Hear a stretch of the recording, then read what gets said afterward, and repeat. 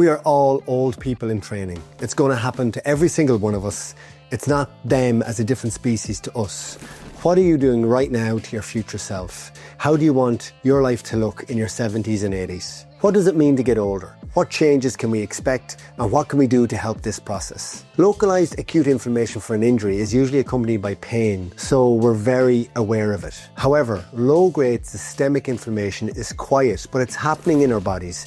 It affects every part of our bodies and is a precursor to chronic diseases. This low-grade inflammation increases as we age, therefore aging is a risk factor for chronic disease. This is very relevant for people in their 40s, 50s and 60s when thinking about how they want their living experience to be in their 70s and 80s. When we were younger, we have a lot of reserve in our tissues, in our skin, our muscles, our organs, and this reserve becomes depleted as we age. As we age, cells break down faster than they are repairing. Cells which help us to recover and rebuild fatigue with age. So all this impacts the systems in our body and we become more susceptible to diseases. So what is reserve? Reserve is our capacity to withstand stressors. We want capacity in our tissues so that when a stress is applied, so say when you get sick, it could be a heavy day of gardening, a tough training session, it could be a busy week in work or a stressful period, it could be a hip or an ankle fracture.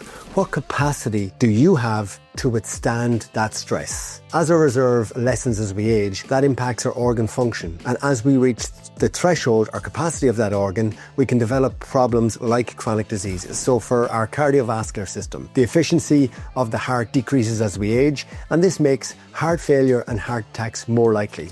Our respiratory system, we can stiffen around the chest and our expiratory muscle strength reduces, so the effectiveness of a cough can be affected. So breathing can become more effortful. The neurological system, our brains become less efficient. Diseases like dementia, Parkinson's, stroke. So it takes longer to learn new skills, memory is affected, reaction times are reduced. This is one of the common symptoms of aging. Our musculoskeletal system is affected. There's a reduction in the size of our muscles and our bone density. So we get age-related diseases like osteoporosis, arthritis, sarcopenia and frailty. Why does so much variability exist between people? Why do some people run marathons into their 80s and others struggle to take stairs in their 50s? There are a lot of potential factors contributing to the aging process. Part of this is genetics. Then the other things like physical inactivity, weight gain, sedentary behaviour and getting diseases are all accelerators of aging. These things increase our low-grade inflammation and it leads to changes happening faster, and this is where a lot of the variability exists. Lots of these factors are within our control. If you want to feel better as you age, you need to be doing more to help yourself. This probably involves the basics of eating better, moving more, doing some strength training can have massive benefits for lots of our systems. If you have any questions on this, please feel free to reach out.